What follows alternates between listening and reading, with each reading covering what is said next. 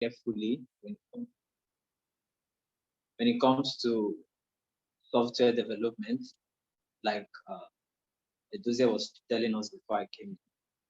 So it's very important for us to understand software development as in terms of version control. So let me just go through my slides. Just a little about me here. So I'm more Praise, software engineer from Delta State. I currently lead a team at EliteGen where we are crafting products and mental health issues and stuff. So no plenty long gist. My socials are there. So let's just go straight to what we have to know. What is a version control system? I think this is one of the most important things that you need to do. A version control system is a system that allows multiple versions and reversions of a unit of information. So when we say versions and revisions of a unit of information, it means that there is an information. So, but as we keep adding up to that information, as we keep changing that information, there is a system that can track those changes for us, such that if I need to like go back to the former version of it, right, I'll be able to pick it so that it will not be too abstract. For example, if some of us we have done our university undergraduate, I'm sure, and some of us are there. So you see that when you do your 100 level, your results are kept, right? You do your 200 level, your results are also kept. Maybe some of us that went to schools that had examination portal, some of us that did not have examination portal, we have exams and record that keeps all of these things. So, but what happens is that any day you needed to go back to like your 100 level results to check out how you did your 100 level, you always have access to it, right? So that's one of the things. So as you are going higher in level, you know, your result is either upgrading or degrading depending on on your strength, right? So, but you see that there's an exams and record that tracks that, you know, progress and keeps the record for us. So that's something that version control systems does for us. So it's a system that allows us to manage multiple versions and revisions, same unit of information. So in your context, we will talk about code, right? So version control systems, they use it for, you can use it to store PDFs, you can use it to store, you know, different kinds of information, but for in your context, let's just leave it at code. So you write a code today, you put it on the version control system, you save it there, you make a change on it tomorrow, you commit it there too. You make a change on it next tomorrow, you commit it there. So if it happens that something happens along the way and you broke and something is breaking, right? You write a code and is not running well. For instance, HTML and CSS that you are doing now. After doing it in the morning, you pushed your code and it was working fine when you tested it. But when you came back the next day to like do it, you see that you are getting an error. So the essence of version control system there is that code that you did in the morning that you pushed to your version control system, you can go back to it, right? Just in case you have messed up with the recent one on your system, you can like go back to the former version and start building from there. At least that way your code can run. Another big feature of version control is that it allows multiple authors to collaborate and share files.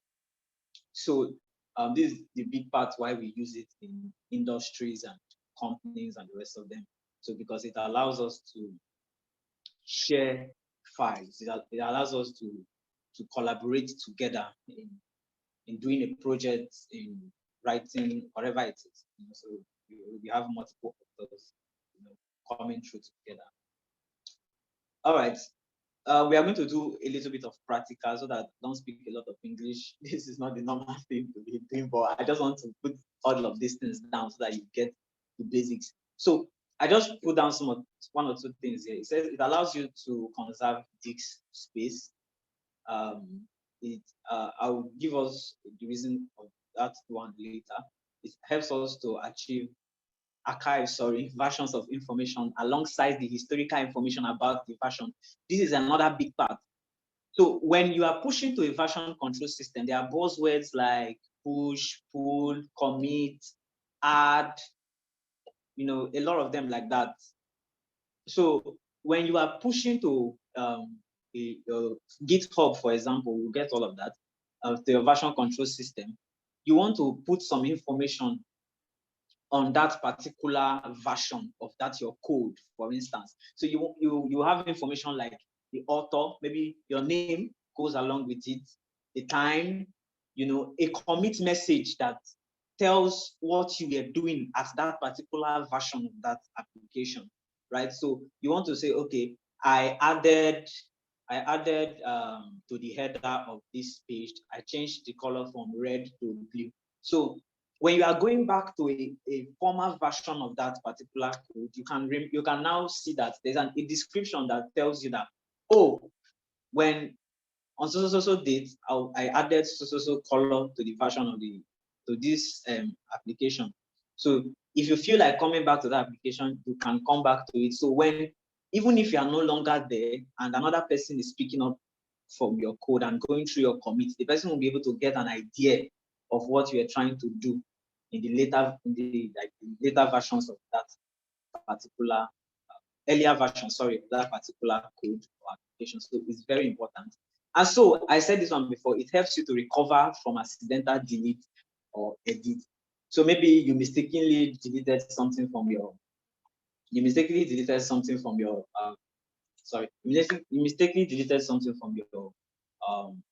your file. You can always get back to it. For instance, you are coding now and then you deleted a file mistakenly, did not really plan to. You can always jump back to that particular place if you have pushed that code. So that's the essence of teaching us about this version controls. There's a picture I'm trying to pull up. Sorry, just give me 1 minute. There's a picture I'm trying to pull up. I think that picture will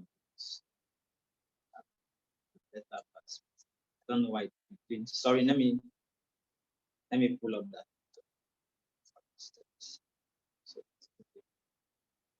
Good. So this is basic functions of a version control system. So you can add a particular file to a version control system. Then you can commit your file, make it available in the repository for everybody. You can commit your changes, right, to that particular repository. Then update, it means that you can fetch the code from from the repository down to your local repository, your local file. So if there's any changes, maybe if you are collaborating, for instance, maybe you are collaborating with me now, probably some of us will do 1 or 2 works together as this course goes on. We have a general repository. So a repository is where these code are stored on the version control system. For instance, GitHub, that's what we are getting to. For instance, GitHub. So we would, I don't know what this person is saying, but I think we should check it out. So we'll look at GitHub later now. So you add a file like you're seeing there, add, right? Then you commit the changes on that particular file to the repository, and then another person can download it in the sense of download, but we call it you can pull, you can fetch and stuff like that, but we get all of that. So you pick the code to your local repository, and then you can make changes from there. All right. So let me remove this picture now. Come back to my slide. I hope you guys are following me. Please let me know in the comment section if you are truly following me. Let me know in the comments. Is it comment section they call it now? Right.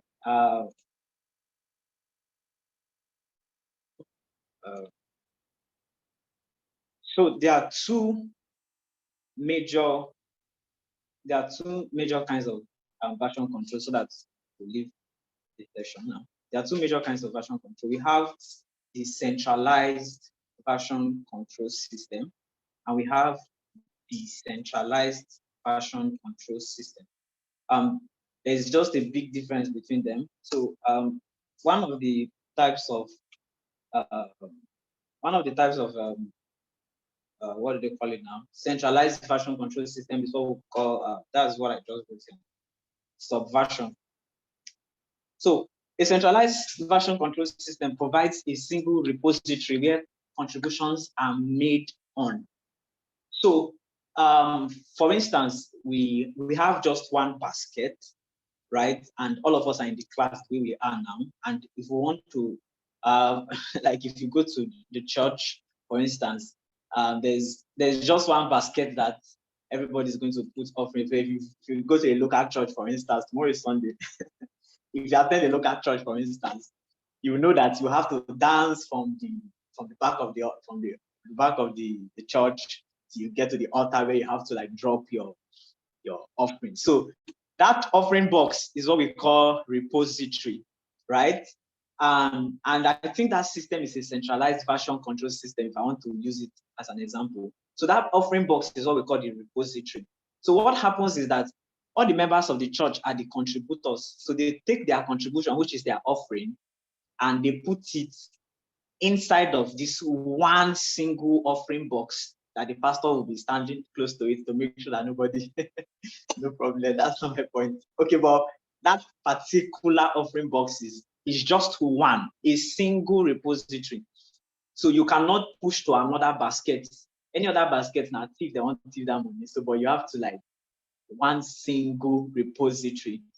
That's where all the offerings, all the contributions goes to when it comes to centralized version control system. And I think this was the problem that they saw, because if everybody is putting their contributions and making code changes to one single repository, there is always clashes, right? So they saw that the clashes was too much. And so there was need to sort of decentralize the whole thing, right? So that's why we moved on from the single repository, which is the centralized version control system, to decentralized. So an example of centralized version control system is subversion. So if you know subversion, or you have heard of subversion, just type it in the chat box. I would really love to know if anybody have done any work around subversion, or you have seen it or heard of anything like that. It would be nice to know. Thank you very much. So the second part is what we call decentralized version control system. And I think I have, okay, is somebody saying he knows it? No. Git is different. I mean, subversion. Subversion is a version control system.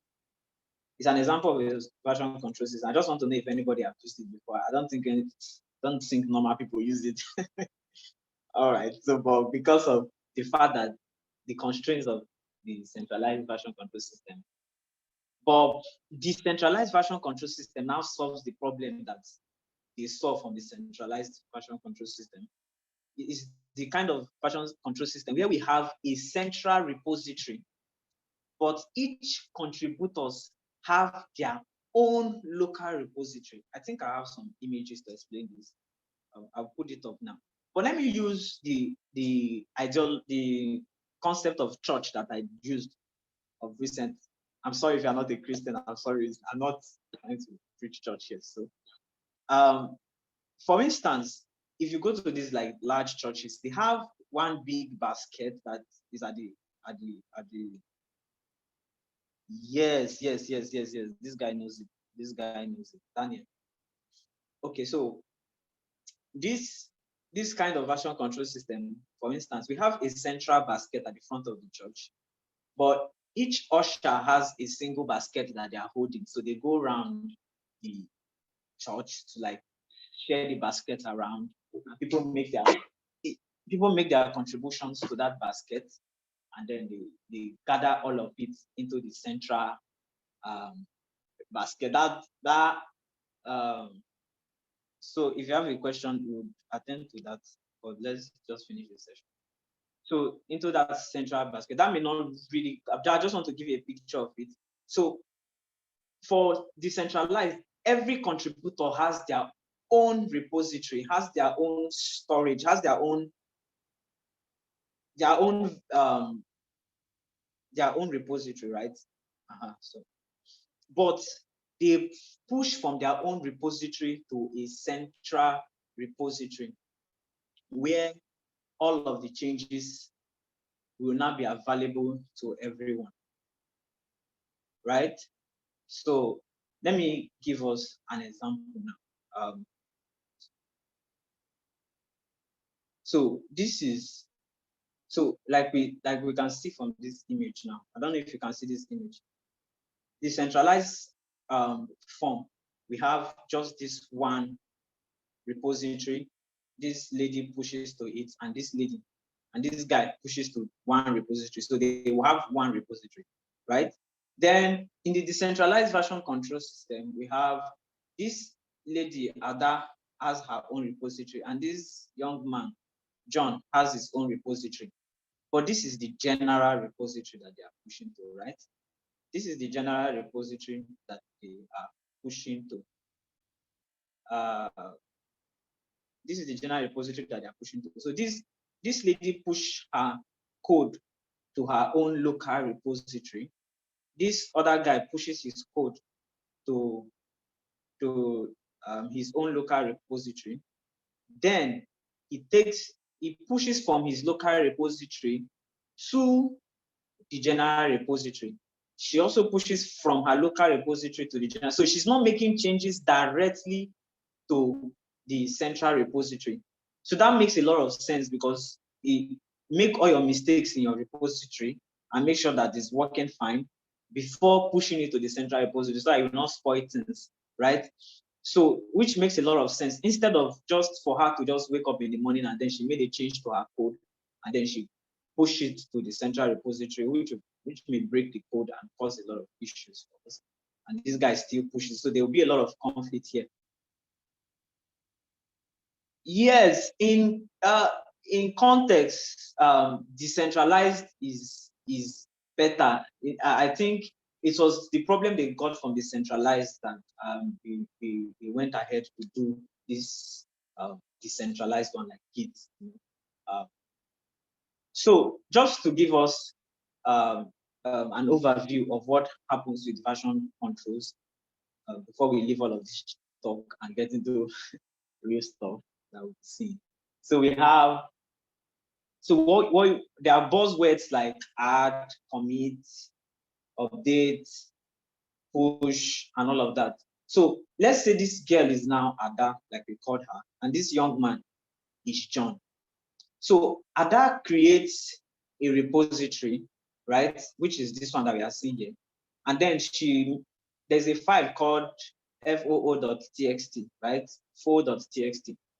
So Ada adds this file and commits it to this repository, right?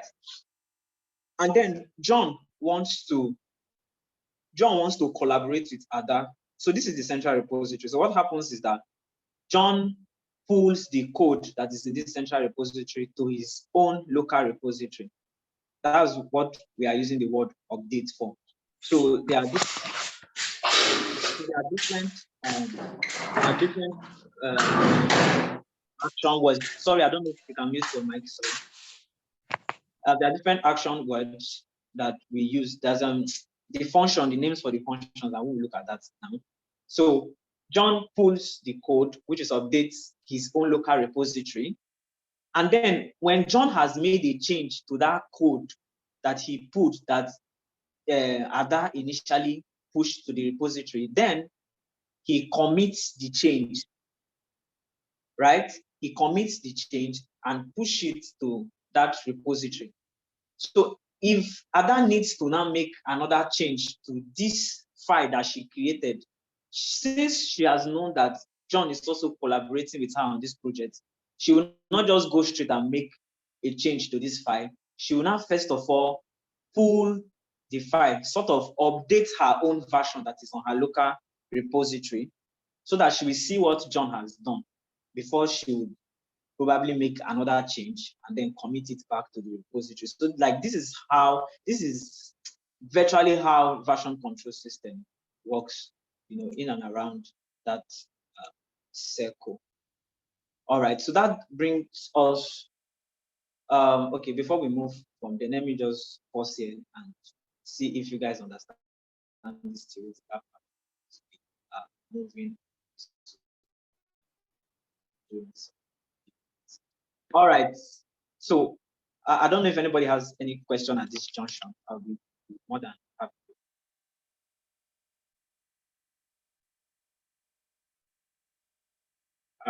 Someone was raising their hand. I cannot remember. Okay, don't know how to pronounce that name. See your hand. Just you, Boja, something like that. Can you unmute your? Okay, good evening, everybody. Yes. Sorry, I lost out of connection, so I was unable to get the clear details of your explanation. So please, sir, can you still make me to recall what you said? Can I do what? Can you make me to recall what you said on that, because I lost out of connection? At what point, so that we don't draw us back. Come again, sir. At what point? Okay. When you were explaining the last explanation you just did now, so I lost on connection, so I didn't capture it. All right, no problem. Thank you, sir. All right. So I've been able to take us through the theoretical part that I really wanted us to know, because sometimes when people just jump into using Git and GitHub, they don't really understand the essence of what version control is. And so I forgot to mention something. Git, which is what we are going to look into now, is a version control system, but it's the decentralized version control system. I think I mentioned it's an example of the decentralized version control system. An example of, just in case you are writing so that you can put that down, an example of centralized version control system is Subversion. So you can check that out going into that. So let's now get into Git. Okay, sorry, you said something about explanation and all of that. So I was just giving an overview of what the version control system, how the version control system works. I'm not even sure where to, from where to help you from. But I think maybe we'll do a refresher. Yeah, I think I lost from that that add, commit, and all the rest. To so Okay. on and so forth. Yeah. All right.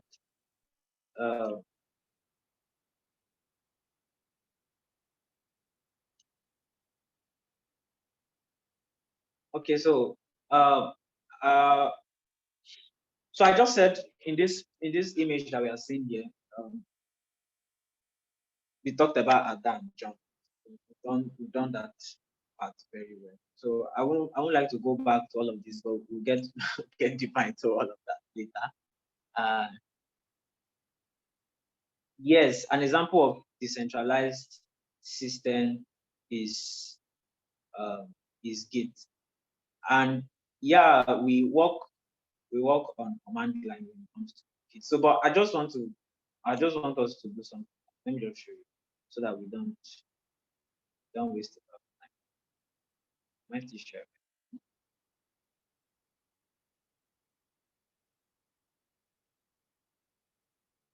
Okay. So in case you have any question, you can just be putting it at the chat box. I'll be looking at it so that flow right. So I want to introduce us to Git itself. I want to introduce us to Git. So Git is a decentralized version control. So I'm trying to pull up that website so that I don't.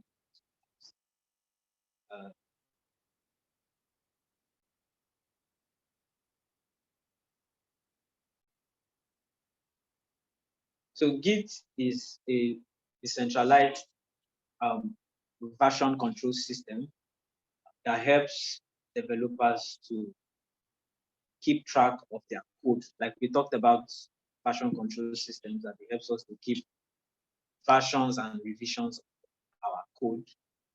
So every company, I think every company actually in this modern age use Git, and it's important that it's the most popular tool. So I don't know if you guys have downloaded it already, but let me just show you something. So if you go to your browser, for instance, and just type Git, I think that's the first link that out there. Okay, yeah, that's this one. Good. So like I said, you can see the introduction here. You can see the introduction here that they said distributed, which is another word for decentralized. Can I zoom in?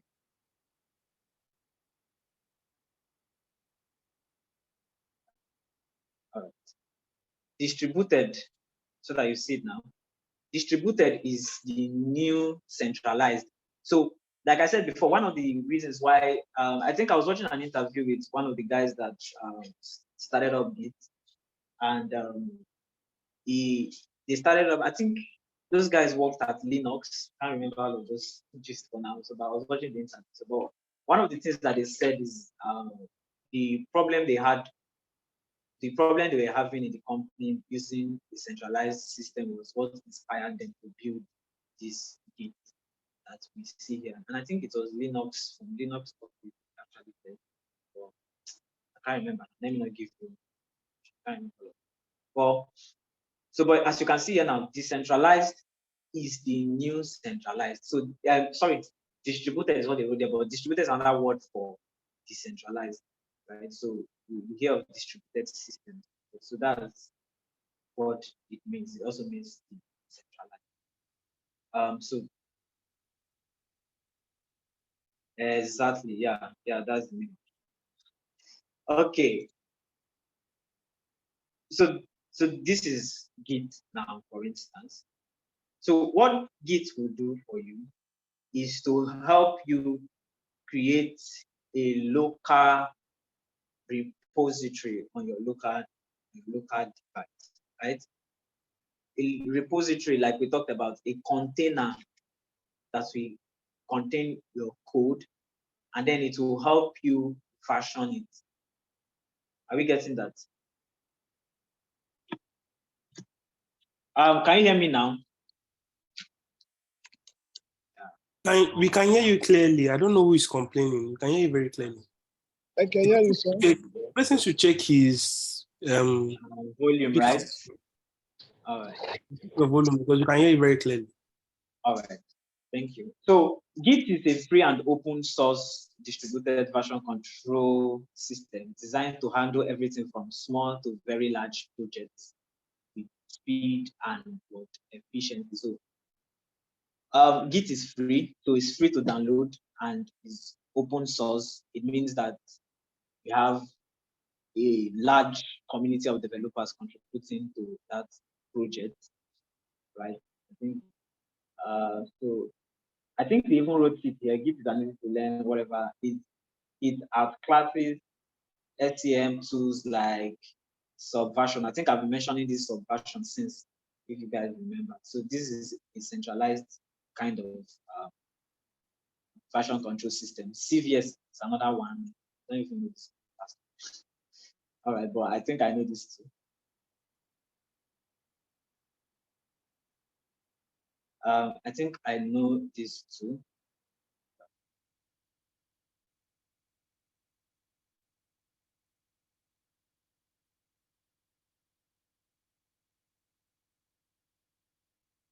Uh, I don't know why you guys can't hear me, but I think some people can hear me already. So Okay. yes, so yes, Please, you are on the. sorry, please, just give me a second. Please, no one should unmute themselves regardless of what is happening. I'm the only person, along with Praise, that have the power to unmute ourselves in this class. And the person that keeps on complaining about him not being audible enough, all of us can hear him. He's audible and very well. He's very, very audible. You understand? So if you are not hearing him, you have to take it from your end, because you cannot be the only person that is complaining about not hearing him. You get? So we don't get distracted. You understand? So Mr. Praise, you can continue, sir. All right, thank you very much. So before we move to the practical, I don't really know. I really would have loved that you guys follow me. So if you are on your system, you can like go to this. You can go to this website now, so that we will not speak a lot of English, right? So you want to download Git on your system and install it. So you have to. So now that we have understood that as software developers, we need to understand version control. We need to store versions and revisions of our codes. We need to be able to track the history of our code, our software, our website, whatever it is that we are doing. So I will just, if you are looking at this website now, let me zoom in a little. If you are looking at this website now, I want you to look at this particular place. I want you to look at this particular place. You see latest source release. You see the version number there. Version 2.40.1. So it will tell you that they have moved from version 1.0 till they got to version 2, version 2.40. So almost 40 releases on this application. It means that every time that there's a change and update on that particular on this particular Git software, they track. So as it is now, they can go back to the former code just in case it happens that something broke in the last release. And part of the information that we talked about that is stored is the date. Are you seeing it now? Is the date, and there's a release note to tell you all of the things that they added and all of the things that they removed. So you cannot build a one-time software like it used to be before. They just build a one-time software that they just push out to the market, and they are not updating it. Nobody does that this modern age. So people revise their softwares every day. They push their code to their softwares and release different versions every day. They make changes on projects every day. So they don't need to start like rebuilding or trying to build an entirely new one, take out the old one from the market and put in a new one. No, they don't do that. They just keep a particular repository which helps them track the changes that are going on in that particular system, and then they can always release different versions of that particular system. So if it happens that they needed to go back to an old version, they can easily do that, right? So yeah, so that's one of the advantages of this. So if you're on your Windows, you can quickly go to the download button here and download. So if you are on Mac, you can click the Mac, this program, click here. And click on the Mac. If you are using Linux, you can click here, then download it. There are a lot of ways to download this app, but let me just give you guys a quick. For those that are on Windows, so I think if you open it for whatever operating system you are on, it's going to automatically update here, right? So you want to like click and download. But before then, for those of us that already have it on their system, you can always So if you don't have it, you can download it. Yeah, so you can choose 32-bit. I don't know if anybody sees it, but whatever. You can choose your. But I want you to look at something interesting here. You can see that there was a version that was released 4 days ago, right? So it was not. You don't wait till 10 years to release a new kind of. I'm not teaching you what they call that stuff, lecture and all of those things. You right now they just push the changes on this particular stuff 4 days. So you didn't even notice that any change happened. They did not make any noise about it. They just put it and put the updates that they did. So if you are downloading it now, you'll probably be downloading the latest version. I think it's 2.4.0. So if you are downloading it, you can quickly click on then download stuff. So, but because you're a programmer, you want to, I think that you want to download, you want to work with more with the CLI than, they have it in graphical user interface where it looks like an application of this thing, and then you have that which is the CLI. So if you're doing that, let me quickly show you.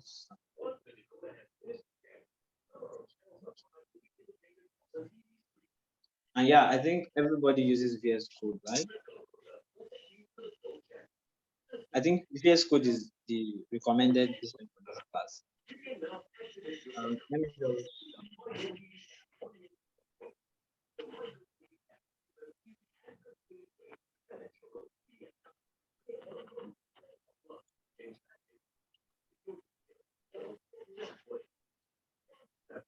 so I want to show you when you are done installing your okay, when you're done installing your Git, you want to like type git dash version from your command line. You see the version of Git.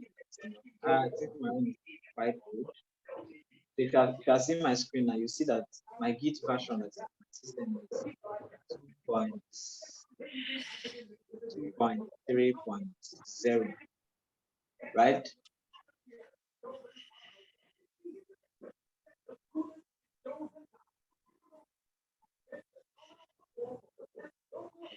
So so we answer that question after the class. So 2.3.0. So I don't know if anybody is following, and I've downloaded that.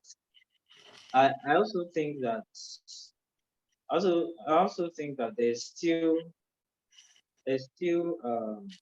let me look for it. There's still the graphical user interface. So it's something like this. But as a developer, we will not allow you to will not allow you to use this graphical user interface. Even me, I don't even know how to use it. Don't think I'll allow you. So yeah, so when you install it, I think it comes with this graphical user interface. Then it comes with a Git patch.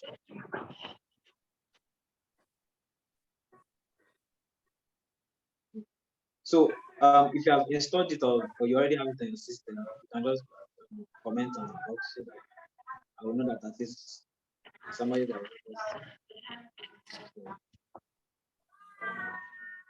so when you have done that, the assignment that I will give to us, I don't know if we have already done that before this class. Okay.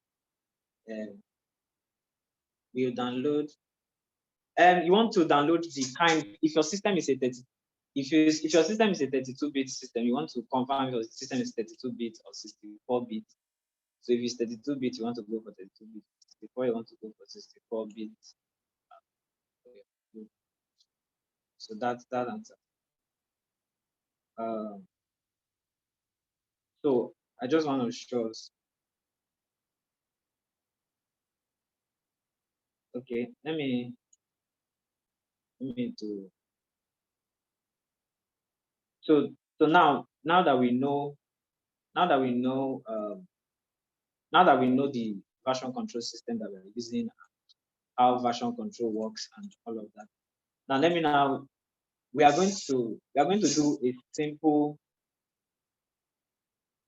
I don't know. I would have. I wish I knew. I would have uninstalled. Yes, that's the interface. I wish I know that installed my own and just walk us through how to install it and set up the CUI.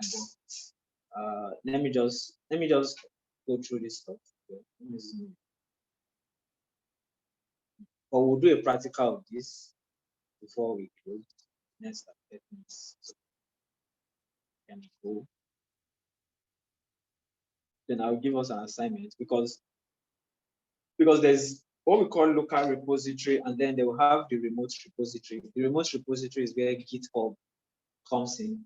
So those of us that don't know the difference between Git itself and then GitHub, I think you begin to figure that out by the time we are doing this. So, for instance, if for instance you are given an assignment in a team, right, and each of you have your workspace like your computer. Are you seeing my mouse now? This,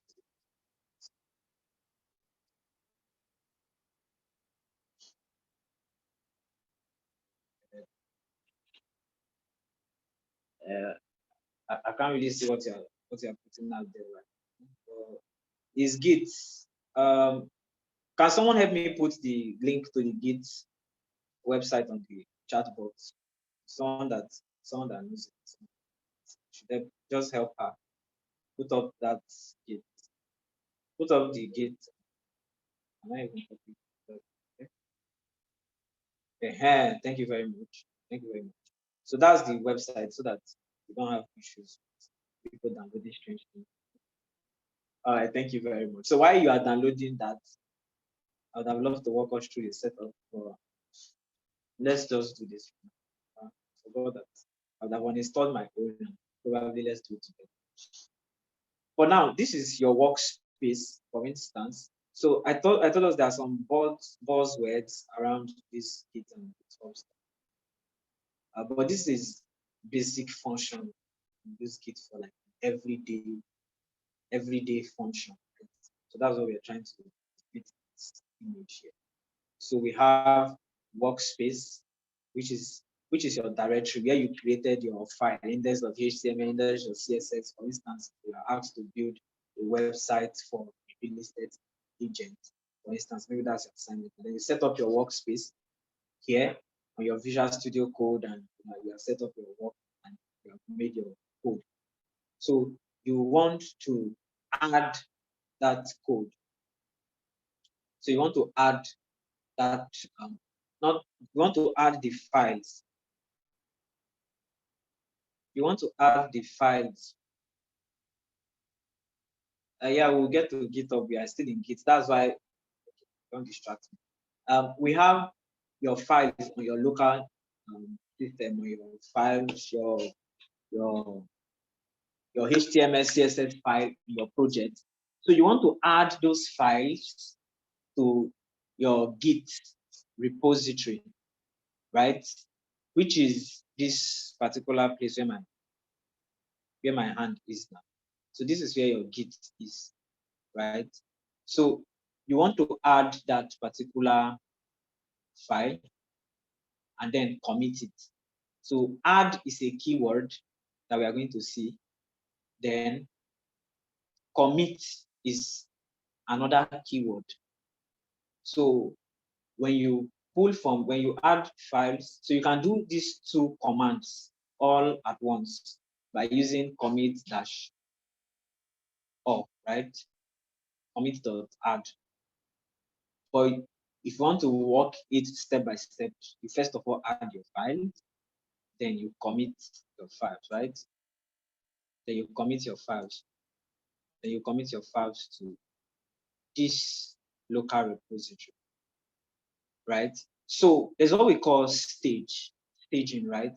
So when you add your file, when you have added your file, it goes to this particular place. So more like a shadow of the old stuff, right? So it's at this point, it's called staging. So your files will not be available at the staging level, which is called like this place that they would stage now. Then when you have now committed that file, that is when it will now go to your local repository system, handled by Git. Do you understand it now? So all of these commands are handled by Git. I hope we are getting that. I'm sounding that very loud, Git, right? So you add your files and then you commit it to your local repository, right? Then when you have committed your files to your local repository and you have told the person, you have told Git that, oh, you have told Git that, oh, I have added these files to staging. I've made them available at the staging level.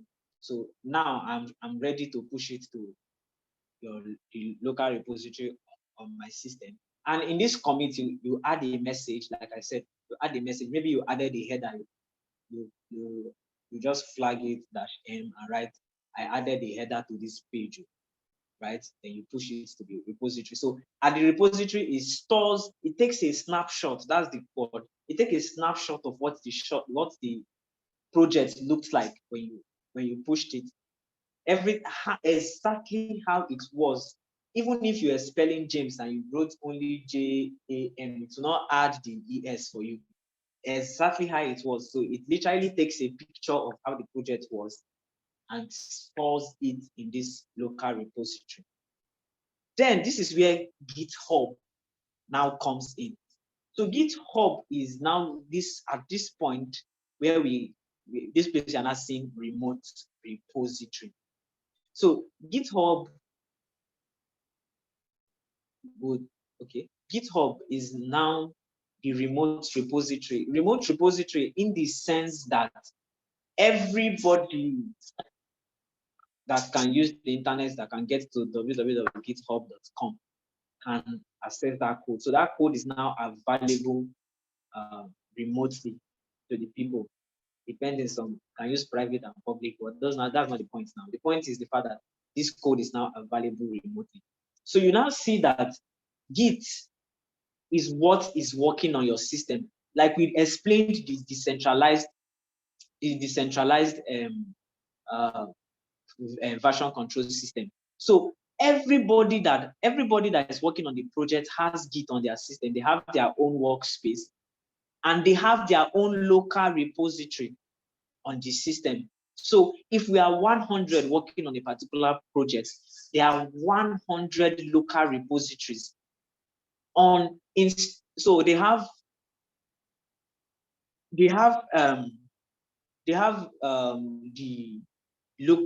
Git installed on their system. So we have 100 Git on the 100 systems of the 100 developers that are building the products. So, but if they want all of them to see what the 100 of them are doing, that's when they now push their code from their local repository to GitHub, which is the remote repository, which is the global place where everybody push their code to. So when you have succeeded to add your file and committed it to your local repository, then there's another buzzword we call push. So push is to push the code from your local repository down to your remote repository.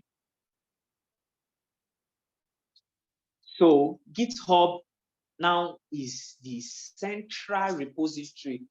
So not like the entire GitHub, but on GitHub, you create a repository that will be the central repository where every other person that is pushing will be pushing to. So everybody has their own container right? And then GitHub serves as the general container, if that's the best way to explain it right now, as the general container where everybody puts in their code. So I believe you have been able to understand this walkthrough theoretically. So this down part of it now, we have fetch. So if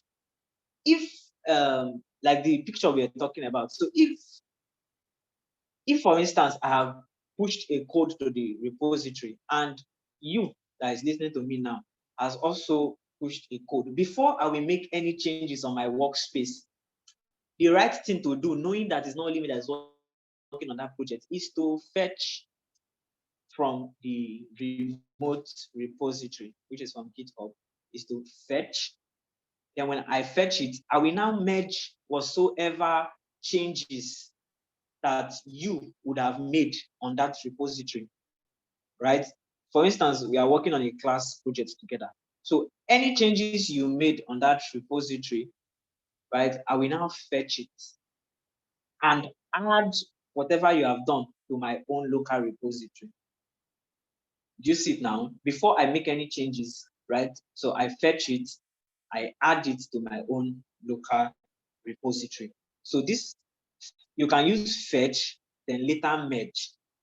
But instead of stressing yourself with fetch and merge, one straight keyword to just get it done is pull.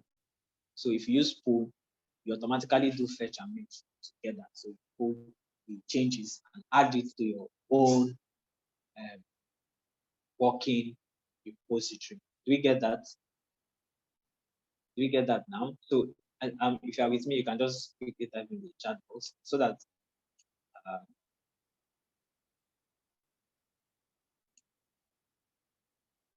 we can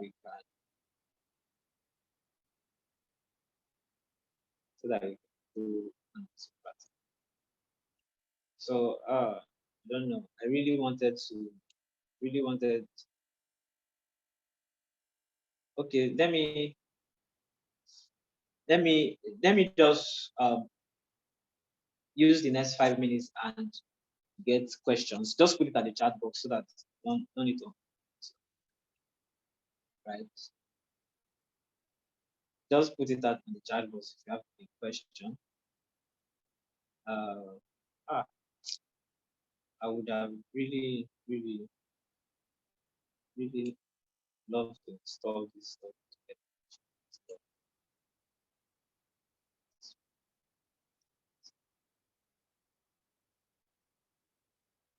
Okay. While she was waiting now, for another guy. sorry, you can mute your mic. Okay. Should I install the Git because yeah, install the Git. I don't know. Let me see if my own have downloaded now.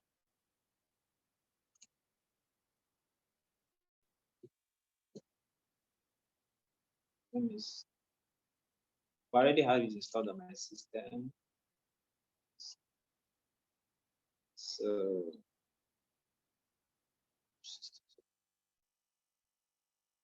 is Git linked to GitHub to work in any way?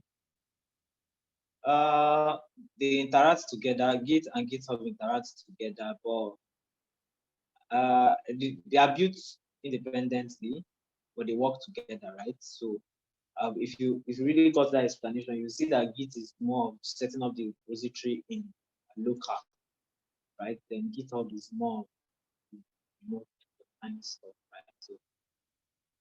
So that really makes it. I asked this question. So, yeah, there's Git for Mac. There's Git for Mac. I think if you are using Linux, Ubuntu for precisely 22 point, yeah, Ubuntu 2020 within 20 version 2022. Yeah, there's Git already. There's Git already installed for you. Is that commit? I don't really understand your question, Nero. I don't really understand your question. So, but yeah, if you are using Linux, I think Linux comes with Git out of the box. You don't really need to install it. How do you get? Yeah, Mac users is here. I think if you get to this site, it automatically pick your OS, and then you see it in this something like television. But just in case it does not do that, I don't know why it should not do that. But just in case it does not do that, you can go to click downloads and select your operating system, Mac OS. Right? And follow the instructions here. You'll seen it back from Mac guide. Follow the instructions. Don't know if you follow the instructions. So I think they are different. Can you guys still hear me? Okay. Do I need to install Git? Yes, you need to install Git. We need to install Git. So just go through this place and you will find the link that we need to install it. I mean the one word command for pushing the workspace to the local repository. Okay, commit. Commit is commit. Is it commit.2 or commit-2? I don't really understand what that is, but we'll look at commit right away so that confusion will be cleared. I just want to make sure that at least one or two people have installed this Git so that they can do it together. We use add and commit. Yes, we use add. So this is the link for Mac users. Thank you very much, Daniel. What else? Okay, but what is one word command for sending the workspace to the local repository? Okay. We'll look at that, but how do I say it? We'll look at that, but is commit dash a, right? Dash a. So can I use GitHub directly? You can literally drag and drop your files onto GitHub repository, right? But that is not ideal for developers. So yeah, so as a developer, you don't have to pay for that shortcut. Okay, Nero, I still don't understand you, but maybe we'll do practical. We'll get it. I can't see what is in this book. I can't see what.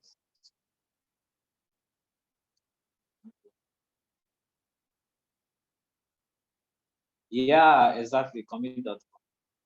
So please, if you just to be sure of what you are downloading, check through this place. The link is already there. No, you don't need to open it with VS Code. Just install it. You will see a graphical user interface like I showed, and then you will see a batch like this. You see a git batch like a command line. You see it.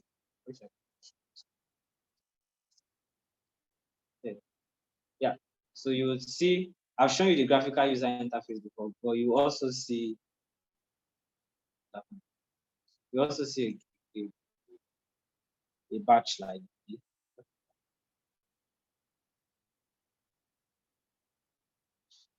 Yeah, so you also see something like that. Don't worry.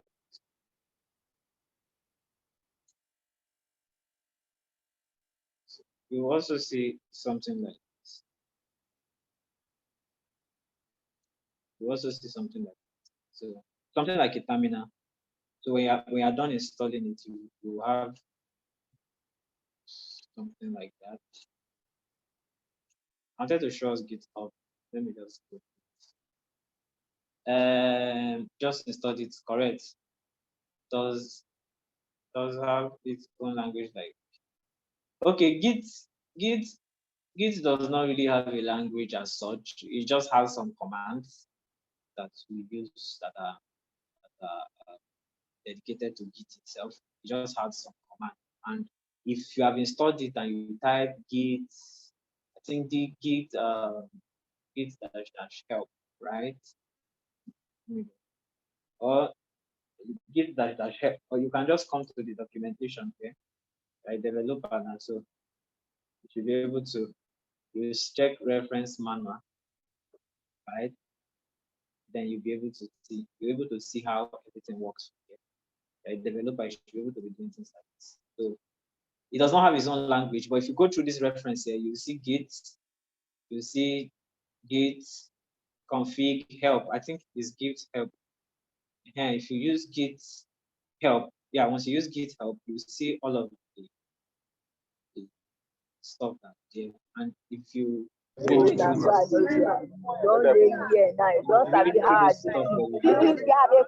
please can you mute your mic?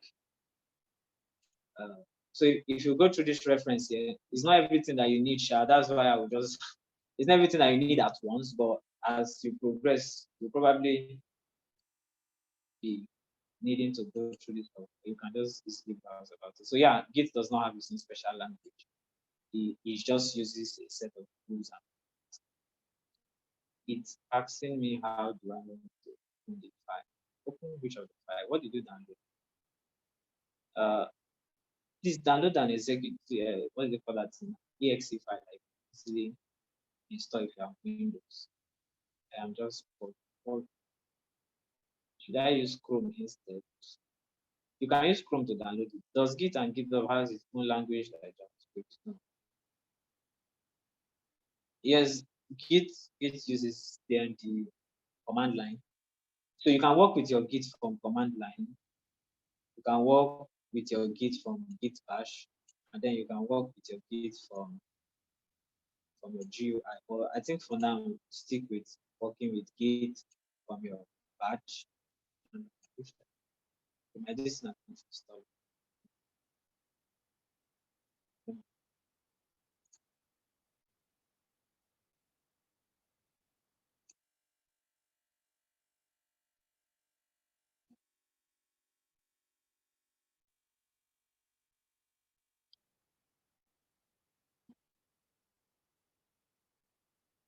Okay, let me just answer the last question.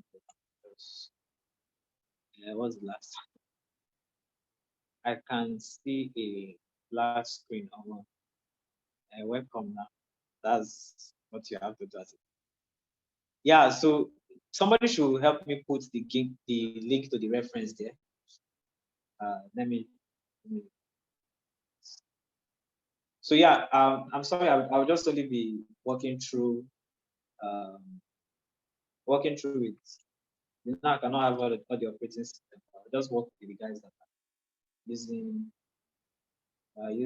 Windows. I already have it installed on my system, but let me just hide.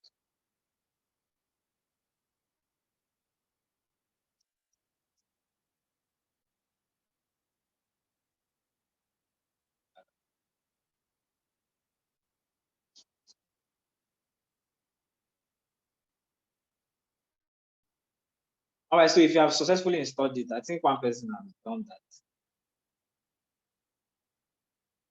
Then I'll just show you the last thing and then give you assignment to that. So this is Git.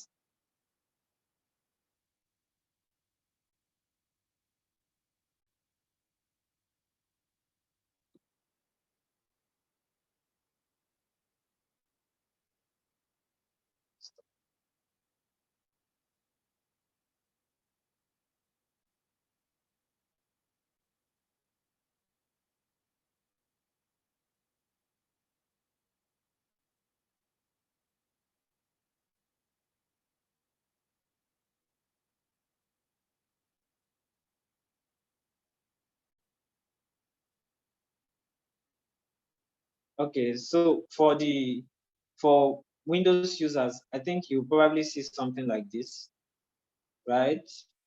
You are trying to install, and then you click next. Yeah, so if it's now that I'm installing this stuff, I will not install the the GUI because I literally don't used to use it. Let's just click whatever it is to be clicked. Click next.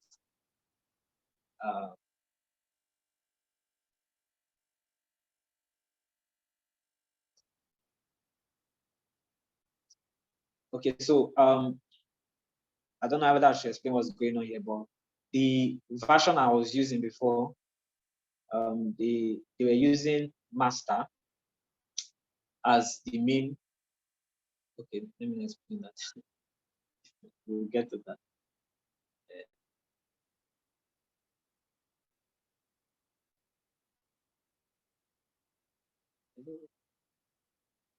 So all of this stuff that I'm showing here may not really concern you because I already have the version of this bit installed on my system. So what it's just trying to do to remove the old version of it. So try a new one.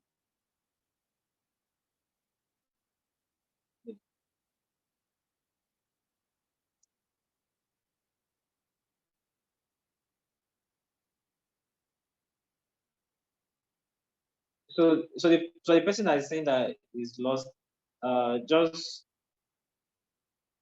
why that is going on.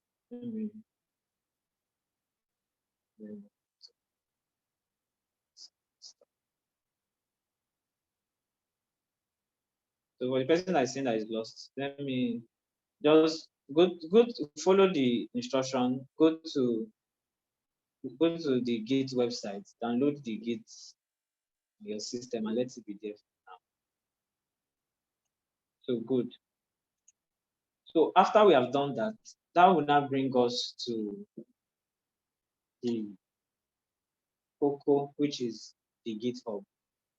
So if you already have a GitHub account, just raise your hand. So just put an emoji in the comment section. So now we said the local part of it, which you should try and install, is the Git, and then the remote part of it. Good, sharp. The remote part of it is the GitHub, right? Good.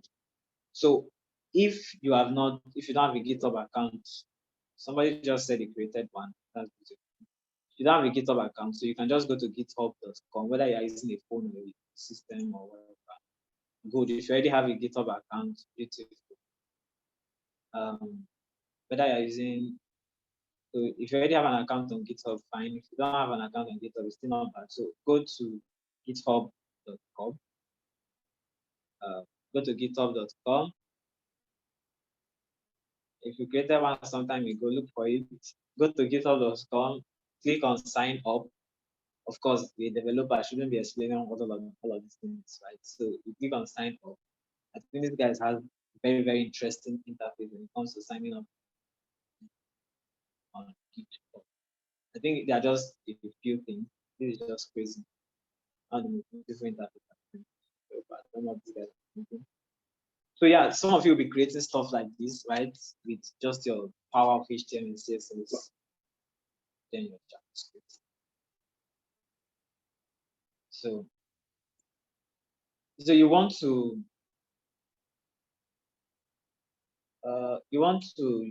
put in your email, for instance.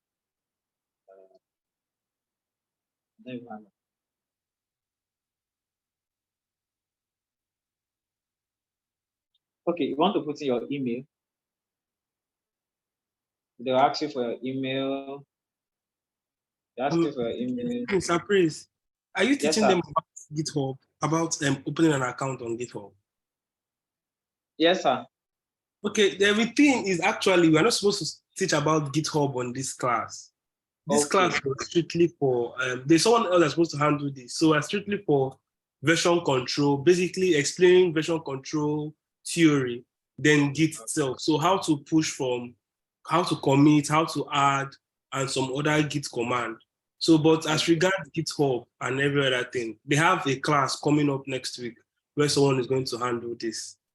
They don't teach them about why I was shifting to GitHub was because I knew that it would be sort of difficult setting up the Git account without a GitHub. But Well, that let's was just pushing from local to yeah. remote spa. Okay, so let's just let's just focus on the local, right? Yeah. Yeah, but I think what would be cool actually is you could show them how to push from local to a Git, like to a remote repository. But the Yeah, whole yeah. setup to GitHub account and everything will be taught to them later on actually. All right, no problem. Thank you very much, sir. Okay, so let's just do a quick demo. So like I said, if you have installed Git, you have to like do Git version to ensure that you're safe. What did I just do?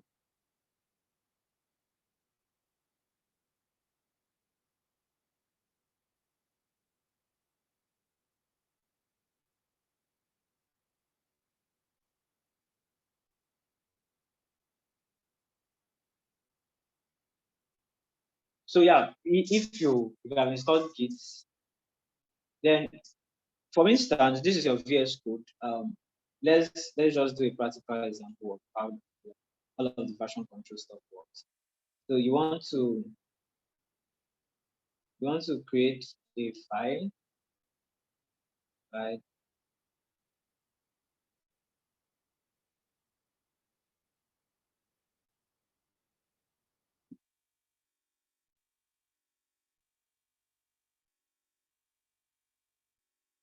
All right, let me open.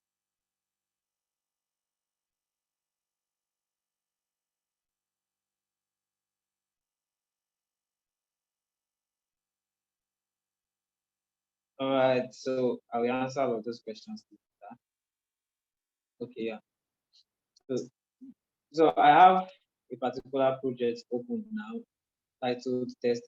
So let's say I have index dot HTML inside of it, right?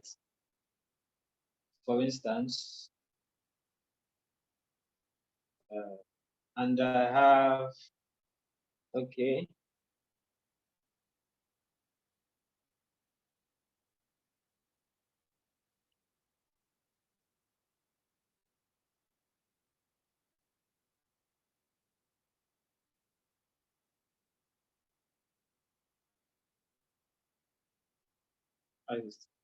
okay, and then I have uh, index dot CSS, for instance.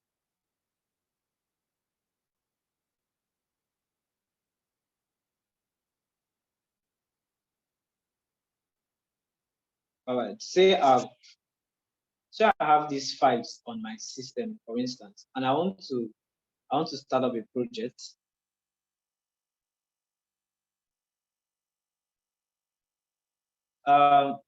So if you want to pull up your terminal, you just hold Control Backtick, right? Control Backtick, and it will come up. So I want to pull up just a HTML boilerplate, for instance, that's here. A HTML boilerplate. Let's say this is a project I'm doing and I'm naming it my first VSC version control work. Yes.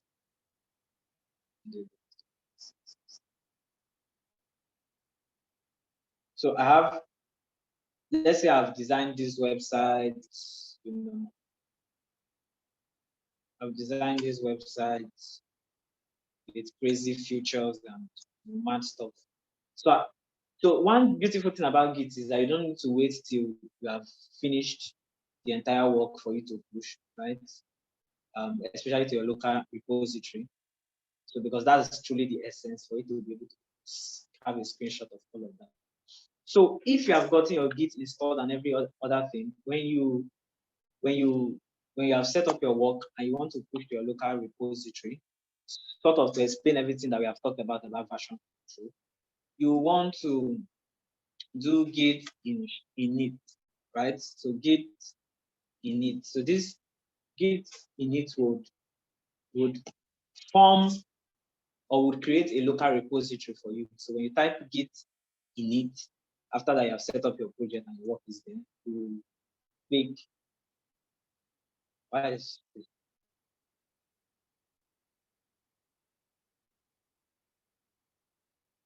I'm sorry, let me use it.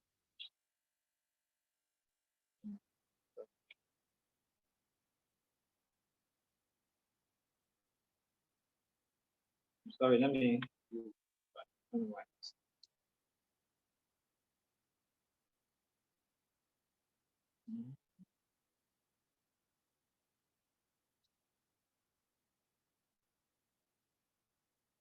Okay, I uninstalled my Git though. How do we do? I uninstalled my Git.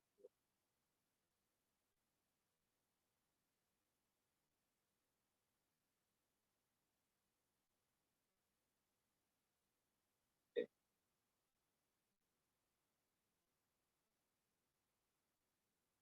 I uninstalled it while I was trying to install the. Let me see if I can.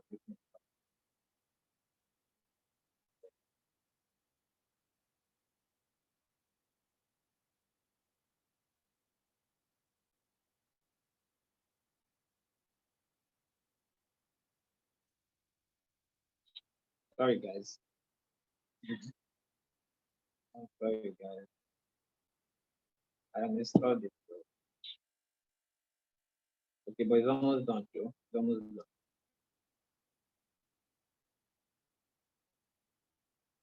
Almost.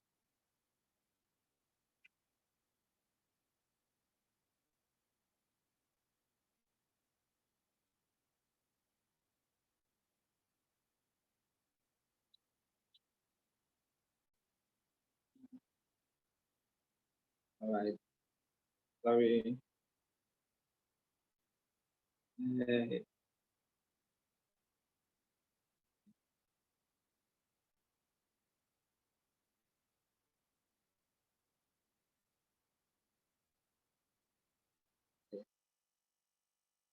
okay, it's almost done. It's almost done. Sorry about that. Just give us the next 10. Give us the next 10.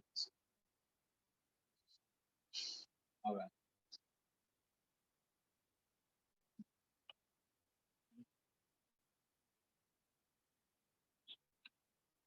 All right. So yeah, it's back now. So like I said, if you want to, after you have set up your project and you want to push to your, you want to push to your local repository, so you use the command git init. So git init, like I said, is to create your local repository. So if I type this git init on my command prompt now, you will see something like this: initiated empty git repository. I don't know if you guys can see it, or should I zoom it? Just let me confirm that you can see it. Let me try and zoom. Can't zoom it. But can you see it?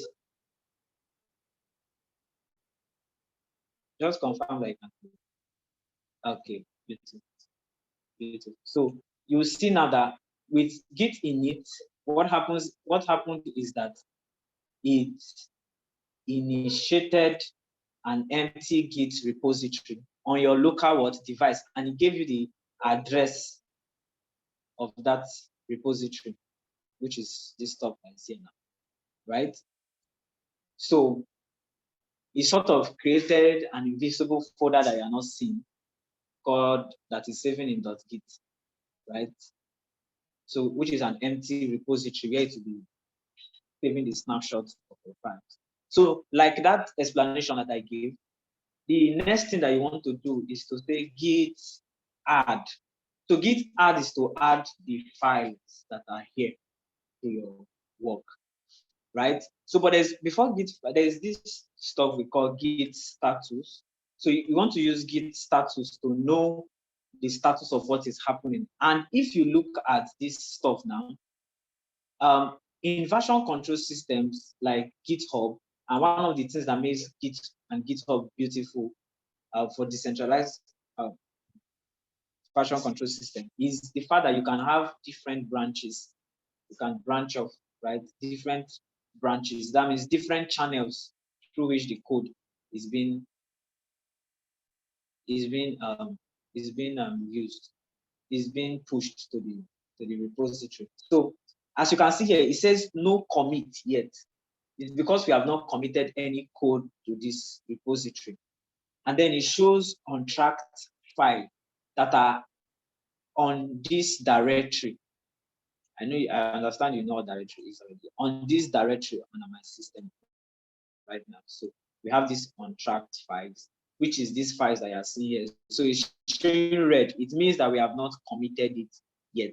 So there are two ways to add a file. Number one is you can either say add, and for instance, if you just want to add only index.html, you can just say add, then you write index.html, right? Add index.html, and then you click it. It have added it. How will you know that it have added index.html? If I go to git status again, so if I go to git status, just follow. I just want to show you the concept of version control. You would sort out all of that later. So if I go to git status, it will now show me. It will now show me the files that are ready to be staged. So these are the changes that are to be committed. So I have added index.html. So I've not committed anything yet. I've not staged anything yet. Why is this? I've not staged anything yet, right?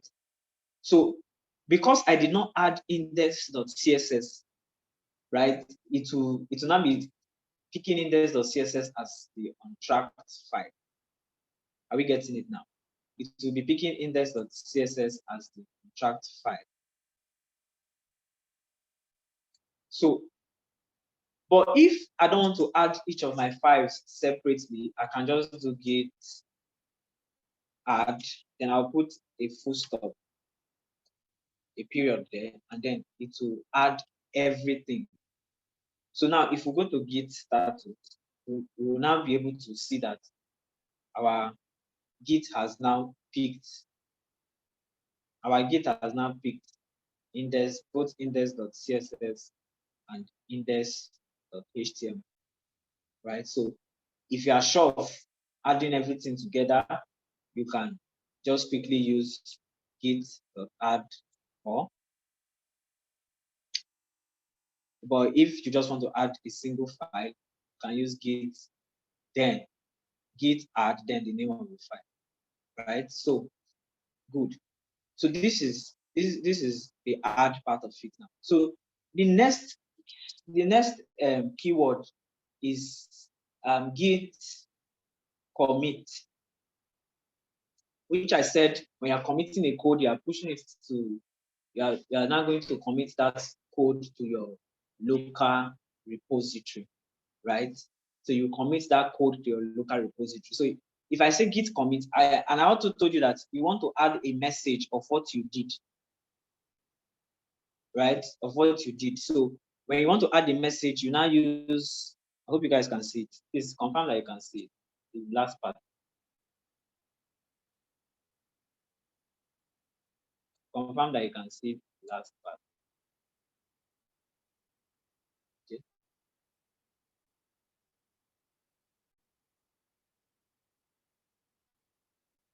Okay, so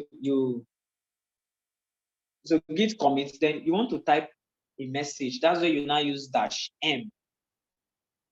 Good. That's where you now use -m. So I want to say created the project. All right, created the project. Don't know if that makes sense, but anytime you want to put a commit message, you want to put a commit message that describes best what you did with that work. So git commit -m, then you put the message in quotes, right?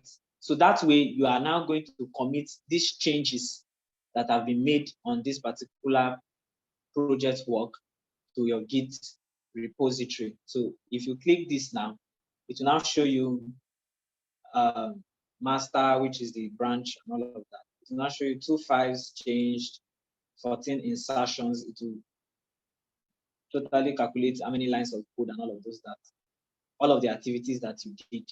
So sort of taking a snapshot that we talked about, it created this, created that. If I deleted something, for example, if I deleted something from the project, let's say, so that you see how this thing works. Let's say I deleted this stuff now and added goose, right? Then I go through this process again. Then I say git add all of the changes that I've made. And then I say git commit -m. I put made some changes to index page, right? I put this commit message now and I put it. So you will see that it will now tell me that, oh, one file was changed. Are you seeing how it takes the snapshot now as a version control system? So one insertion, one deletion, right? Because I deleted what was here and inserted something else, right? So it picked that it was only one file that was changed, even if there are 2 files there. So there's only one file that was changed. And what happened to that file is that one insertion was made, one delete was made. So if I now go to git start tools, you will now see that there's nothing there again. There's nothing there again. But as at the time before we committed our work, all of these files were on staging, right? All of these files that we added were on staging. So we then pushed it to the local repository now. So how does all of these things add up now? So if I go to git log, for instance, this is where everything now makes sense. This was the first version of my application, this that you are seeing here. It's commit, it gives it an ID. It gives my commit an ID, and it says the author. It picks my name, it picks my email address. So yours may not show this because you have not connected it to your GitHub, but just to illustrate how the version control thing works. So on Saturday, April, this is the timestamp. The first commit I made was created a project. So it sort of took a snapshot of what the project looks like at this moment, right? Then I made some changes to index page.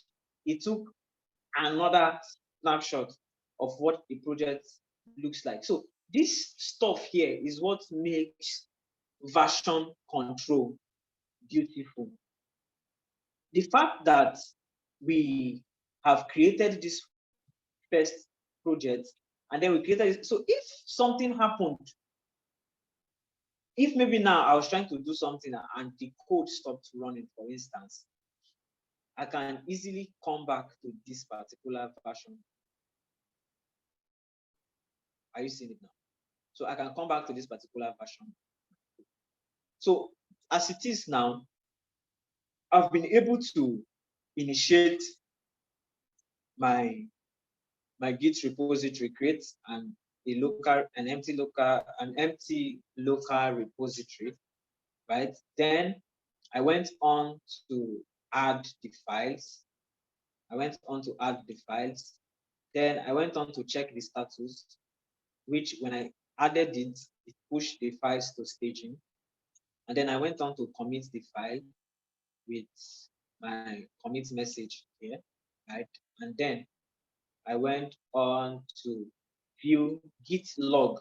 Will now show me the history of the file. Like we talked about in our version control theory, we said that when it comes to version control, one of the benefits is that we are able to save and archive different versions of our applications with relevant information. With relevant information.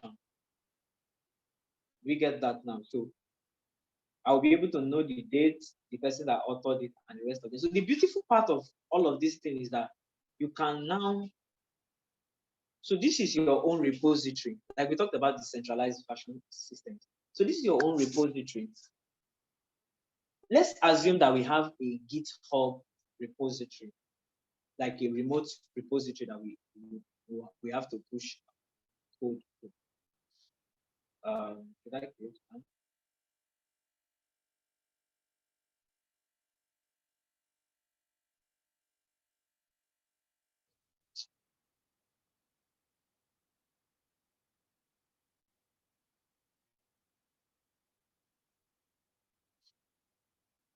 So let me just show us a little something now, so that before we push it to remote. Let's assume that I want to make some other changes to this code. Maybe I want to add a nav bar to this code. I want to add a nav bar to this code, for instance. And I want to order this to add the code. Just to add home with this work, and no, this doesn't. For example, I just want to, I've made these changes on this code, right? I believe some of you are familiar with some of the things happening here. So I've made these changes on this code. So what I have to do now is, remember that I've committed some code before. I've pushed some code to my local repository. So what I have to do now is to like go to Git. So I don't need to initiate, I don't need to do Git init again. I don't need to create another repository again. For so long as I am in the directory of this particular project, I don't need to create another repository again. So all I have to do is to say git add. Maybe I just want to add, because I only changed index.html. I just say index.html. I add it. So when I say git status now, you see that index.html is on staging, right? So I'll now move it from staging and say commit, git commit. I'll now say added nav. Added nav. So now you will now see that it takes the snapshot of what happened in index.html again, like I explained to us. Like I explained to us before. So you have to, he said on this particular file, 5 insertions were made, and then 1 deleting was made. So it literally tracks everything that you do within the code, right? And then it takes a snapshot of what happened during that time. Then, if we decide to now go to git log now, so you see in this git log, you will now see that it did not delete the ones that were there before. You know that this is the first commit that we made. This is the second commit that we made, and then this is the third commit that we made. That's the most recent one. So what it does is that it keeps the most recent one at the top, right? Then it goes like that, like that. So it does not delete what happened before. It takes snapshots again. The author, the person that made it, and then the date, and then the message that came along with it. So if, for instance, I've pushed this code now, I've pushed this code. Now, let me just push it. No, let me just, for instance, now I've pushed this code now to my local repository as it is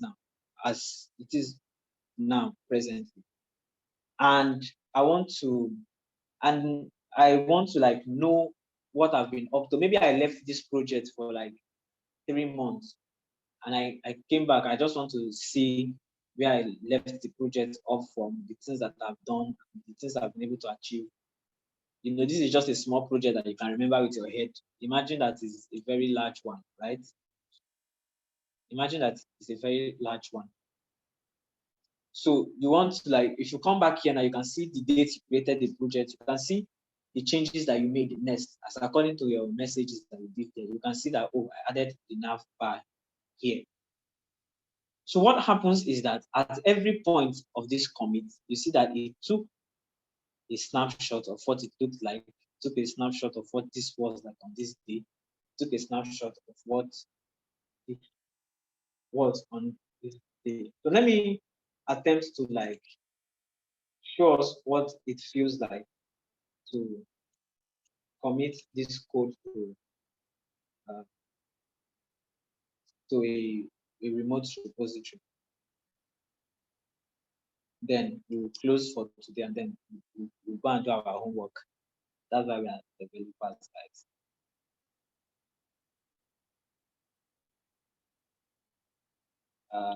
So,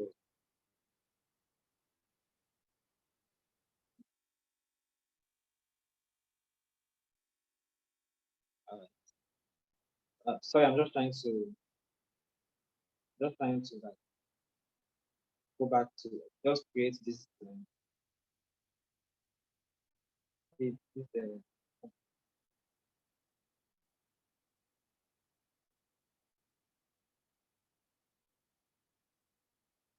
I'm trying to create the, the remote repository. Okay, you guys are not seeing. Let me.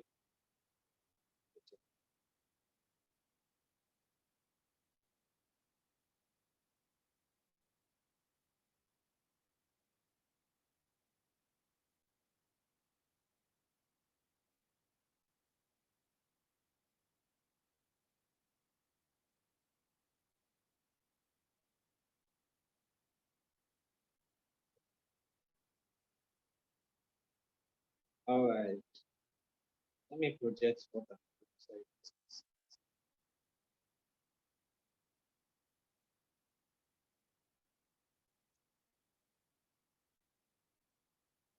All right, that's a very beautiful question. I think, how do we go back to a previous version? Let me quickly answer that one. Let me quickly show that one. That's a beautiful question to ask. So it's called reverse. So you want to like reverse your code to a to an older version of what it was before.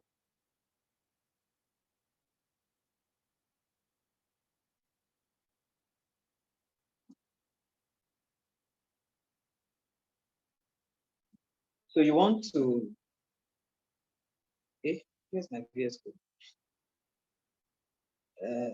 Yeah, so you want to go, so if you want to go back to your um your former code, so you want to use git reset. Then you want to pick the ID of the particular part of that code that you want to you want to pick the ID of the particular part that you want to go back to, right?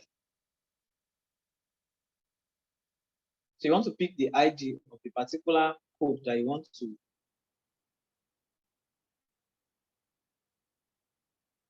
So do you see it now? So you, okay. And so you see git reset. Then you see this stuff that are this ID, this commit, all this stuff are IDs. So you want to go back, if you want to go back to, like this ID that I copied now is made some changes to index page. So maybe what I did now caused a crash on my system. So all I have to do is to go back and say git reset. Then I'll pick the ID of the particular stage that I want to go back to, and then tell the code to go back to, and then tell the code to go back to that particular place. Then when it reverts it to that particular place, what you want to do is to like recommit that code again back to the, let me just do that so that,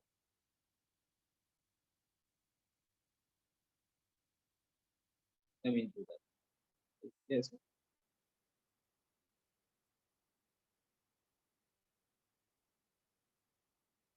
All right. Yeah. So you are seeing it now that we are now back to this particular commit, which says what's the name of that commit again? Made some changes to index page. So if you go to git, status, so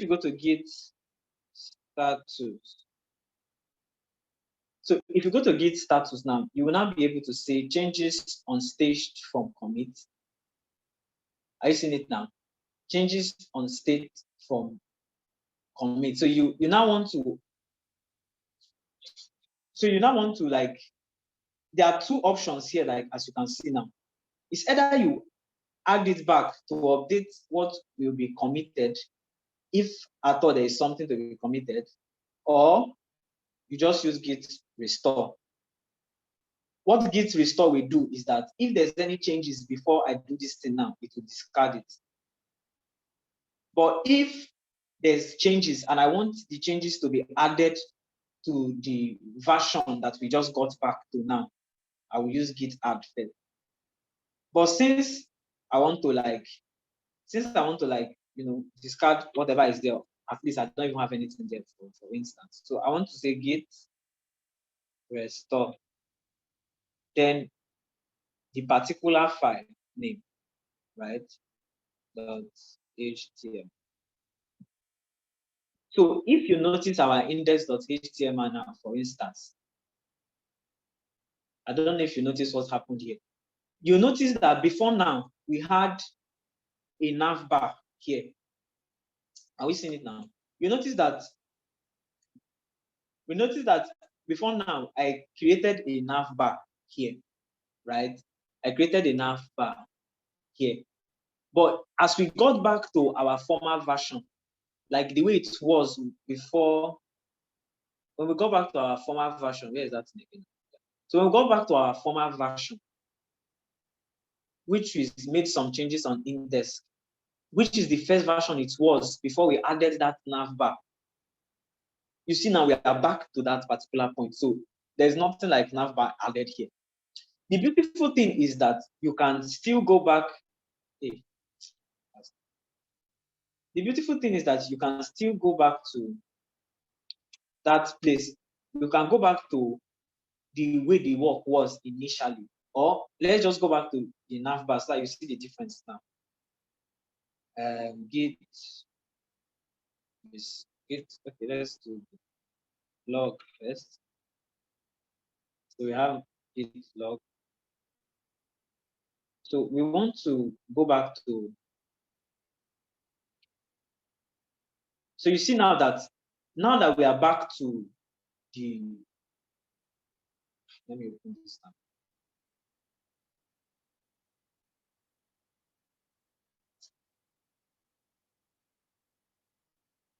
You see that now that we are back to the normal stuff, right?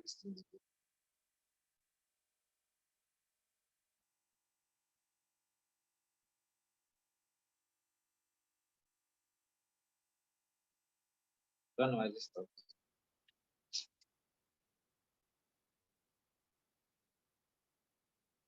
So you see that now that we are back to our former commit,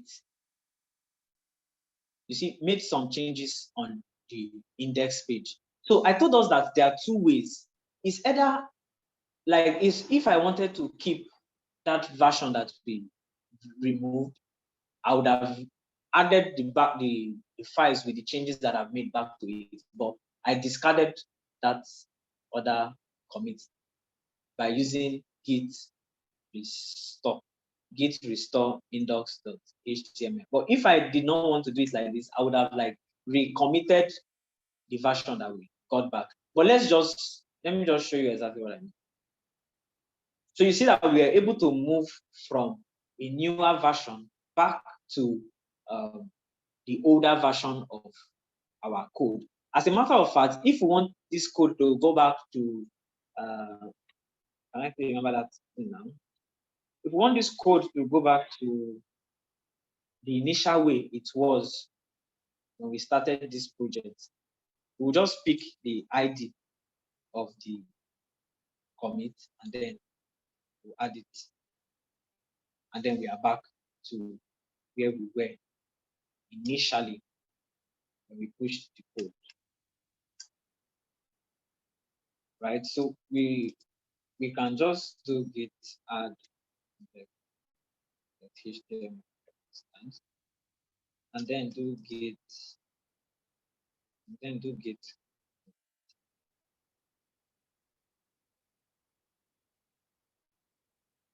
So what this will do for us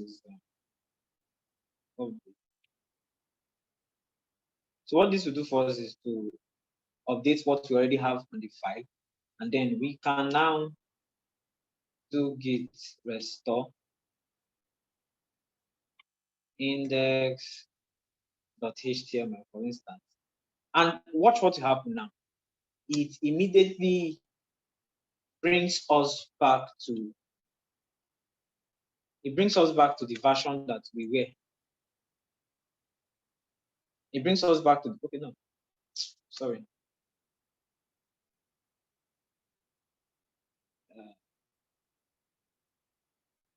So now it brings us back to the first version of our code. So you remember when we started the code, this was the first title that we used, my first VSC work. So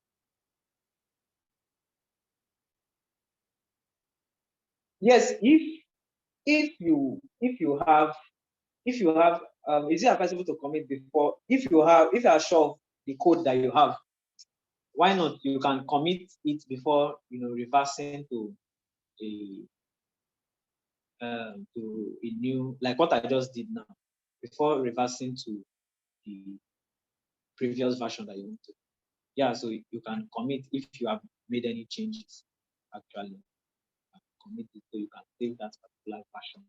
You can save that particular version of that code it was at that time. Then you can go back, test, probably and come back again to that the way it was before you went back from application. So that's the beauty of VS Code. So yeah, at this junction, this is already 10 o'clock.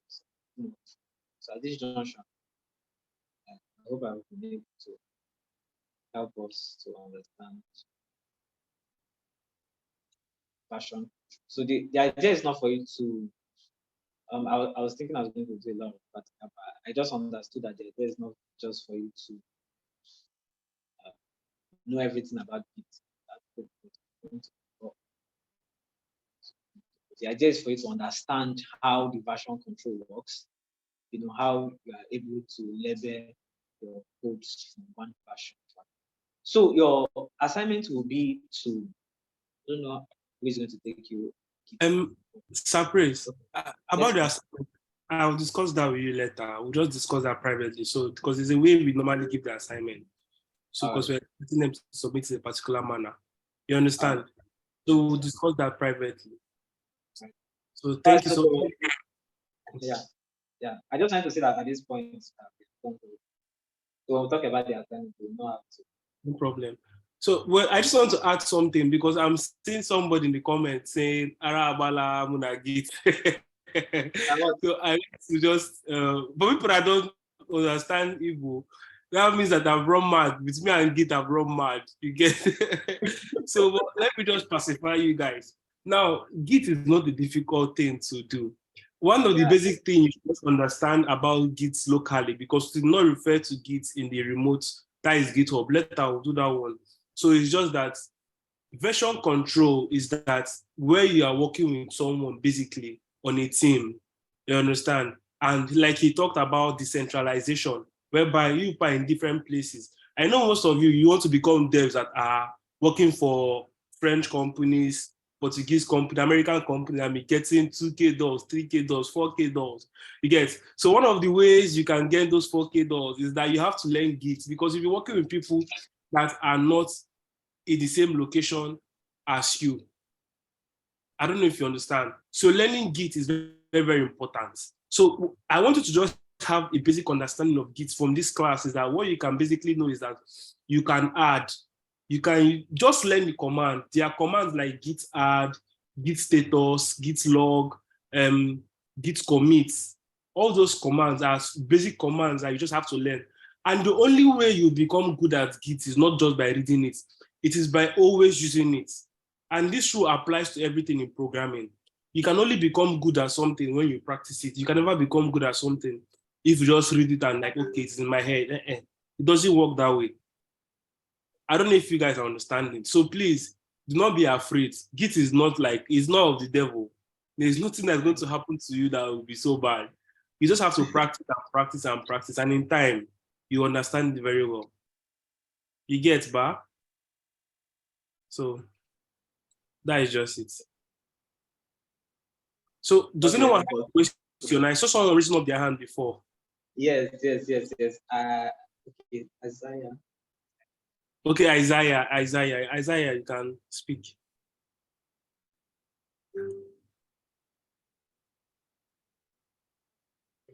How can I? Okay, somebody's asking, how can I connect? Okay. Isaiah, is it you that is asking? Is Isaiah asking a question? Yeah, Isaiah, you can unmute your mic. Okay. So that I'm seeing a question here. All right, good evening. Yes, good evening. My question is this: is it only on VS Code we can use Git, or we have other apps? Okay.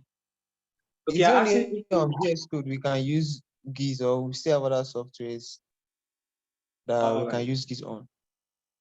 And can we use Git on mobile phones or just on laptops? All right, that's a beautiful question that you're asking there, and I think it's maybe based on your peculiarity and the things that you're doing. But for developers, we normally recommend that you keep everything within your text editor, like VS Code, for instance. But that does not mean that you cannot use Git outside of VS Code. You can. And what I'm even doing for my VS Code, like what you are seeing, is just using Terminal. So, but when you are installing Git, you would find the option. So, do you want to make Git available in third-party applications?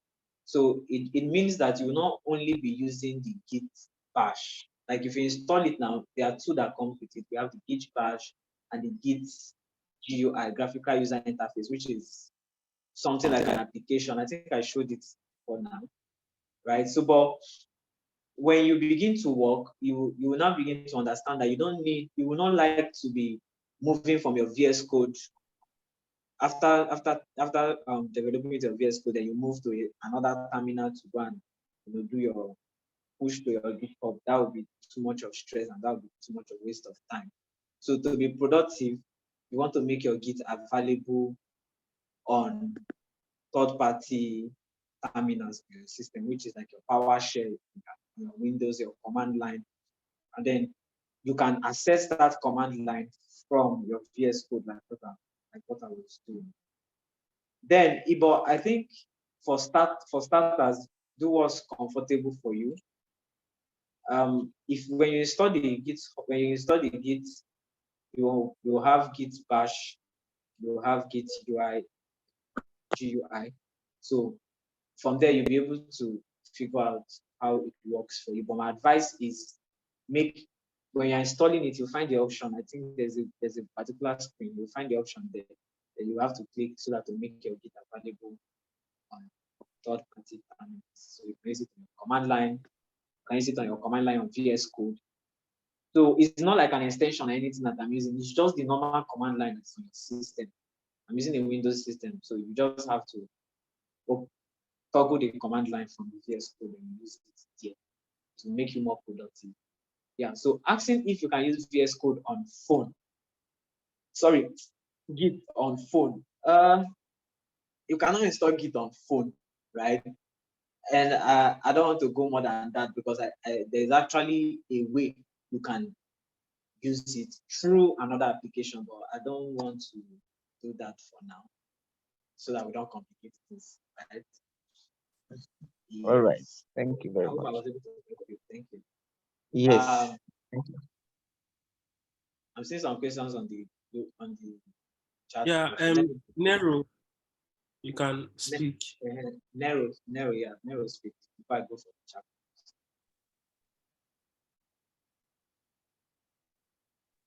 Yes, Yeah, Nero. good evening. Yes, good evening. So I got the Git. I've not been using Git for quite a while now. So I opened it up and it's actually showing me a console of itself, a terminal of itself. So my question is, how do I connect it to the VS Code? Because it's not really showing me an option for that. Okay. That will now take me back to what I said before. When you're trying to install it, right? I think at a certain time they were manually doing it. I don't know if they still manually do it now, setting environment variables and all those things. But when you're trying to install Git, there's a screen where it will ask you to toggle if you want to allow a Git bash. Because when you install Git, what comes with it is a Git bash, something like another command line, right? That's what you're talking about. Yeah, it came with a Git bash and also a user interface of itself. Good. So, but the only way I don't know, Sha, the only way I would say is that you may need to like uninstall it and try installing it again. When you're installing it, it's possible that, but what you first do is go to your terminal and type Git version. I think it will probably pop up from your terminal and try to type like Git initiate and see what the response is. Right? Try to open a project, try to type Git initiate and see what the process is. Maybe mistakenly you'd have selected that option. But what I know is that when you are installing it, there's an option to make it available to I actually initiated the third party when installing it. I still don't get why it's not loading up. I think it should be working already. But what you will do is are you saying on VS Code? Yes, on VS Code. But you have toggled the command line on VS Code, right? Yes, I've toggled the command line on VS Code. So what's your error? Because that was what to. It's let me toggle it again. Get in it. So okay, I think it popped up it's now. working now, right? Yeah. Okay, no, it told me okay, it popped up now. It's working now. Good, correct. So we have sorted that out. All right, thank you. Yeah, you're welcome. Who is the next person? Joanne. Joanne, yeah.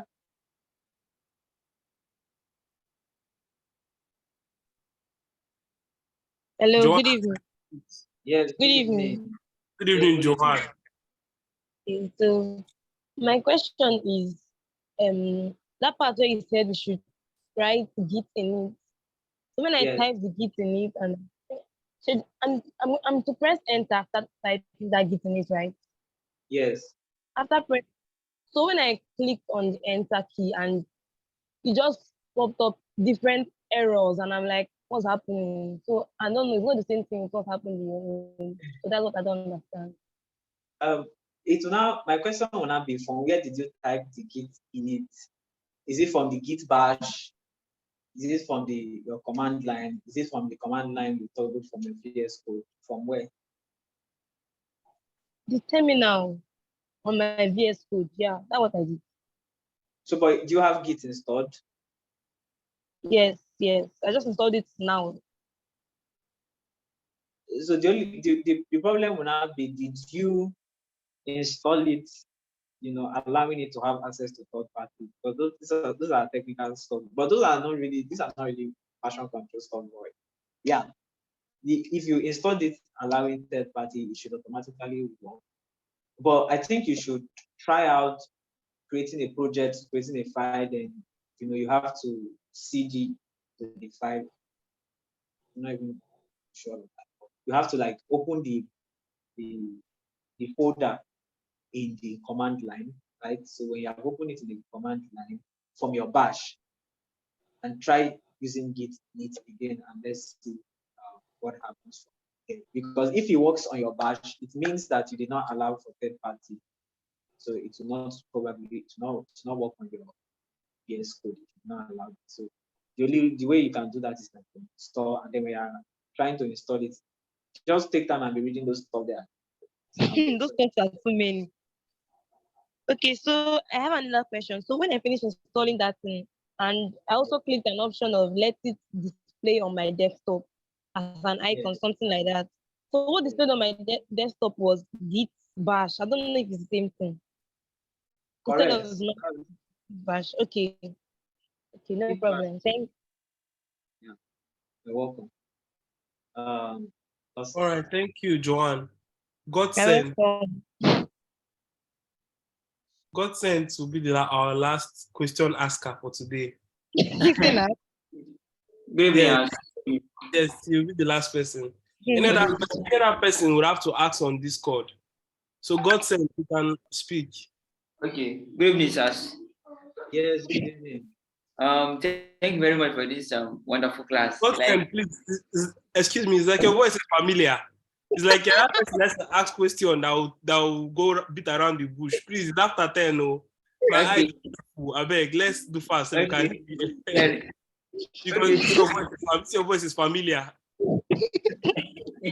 Okay. What I want to just ask is that as a front-end developer, are we going to be needing this GitHub or this Git?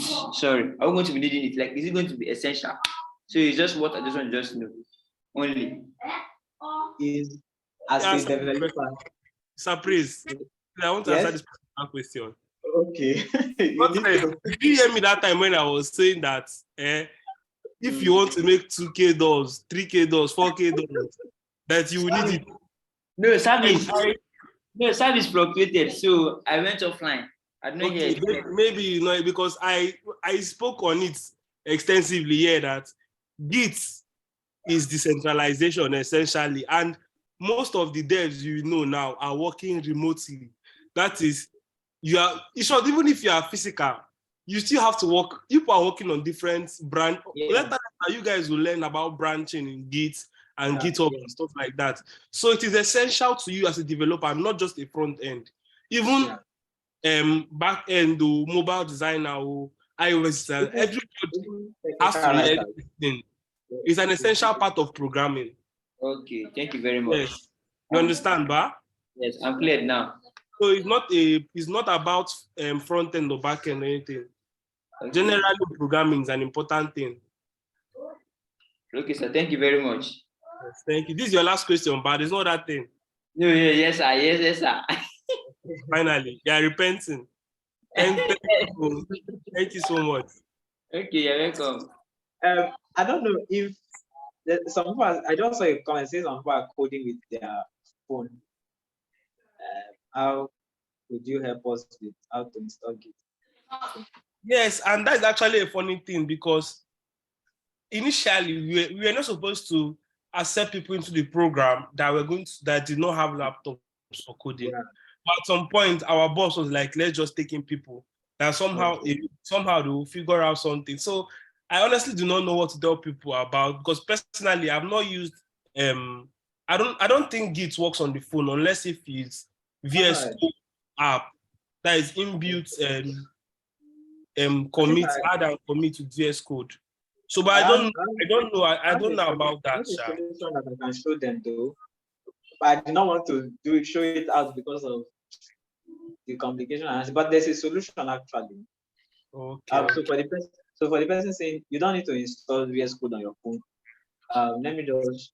I think probably you will know this site, but you will be down to go and figure it around by yourself. I'll just show you the website and then you go and figure it out by yourself. So this is the website, and I think that especially for those of them that are front end guys, you will know this website.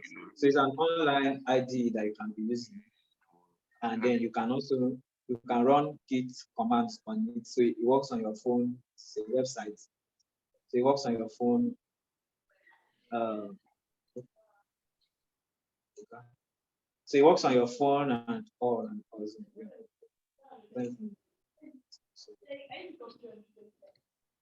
Okay, so whatever. So you get it and open an account here. So I think somebody should like copy this URL. So if you know it,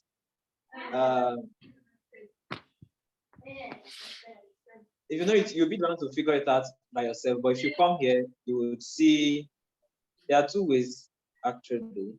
If you come to this, you see shell, right? So from this shell, you can actually you can do your Git stuff from here. Git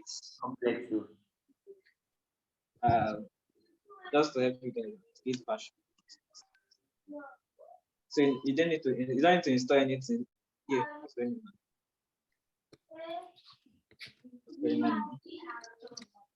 So yeah, you don't need to install anything. So just figure it. So you see it now, Git version. You see that this is version 25. You can do your Git init. I don't know why it's like this. You can do your. So yeah, you just figure it out from here. So but I'm showing you the website and show you what you can do. So you can always write your Git command.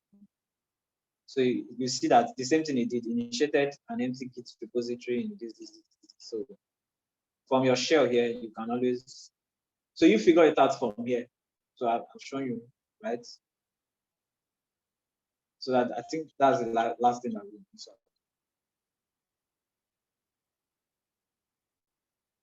All right, so we are essentially done for today.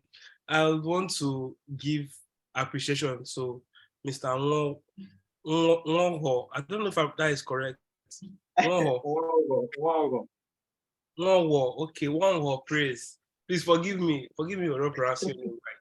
So thank you, Mr. Praise. Thank you for this session. Isaiah, please put down your hand. We are going home. We are going to go and sleep. This is your hand. I will not answer it. If you unmute yourself, I will come to your house, find you, flog you cord at the back of your neck. So you have to go. Send me a message on Discord. I'll answer your question. Send me a message on Discord. I'll answer your question. It's already past our time. This is 10:21 and normally finish around 10. So thank you everybody for turning up. And I'm happy everybody has improved now. Before, I used to have to wait up to 15 minutes before everybody comes. But now, within 5 to 10 minutes. Please, we need the video. The video is going to be available, Chukwudi, don't worry. It's going to be available as soon as possible. So thank you everyone for turning up. Thank you. The assignment, I will get the assignment by tomorrow and I'll post it on the group chat. So thank you everyone. Wishing you happy new weekend. Or we're already halfway through the weekend already because Saturday has passed. But thank you for coming for class today. See you on Wednesday in the morning. Bye. All right. Bye.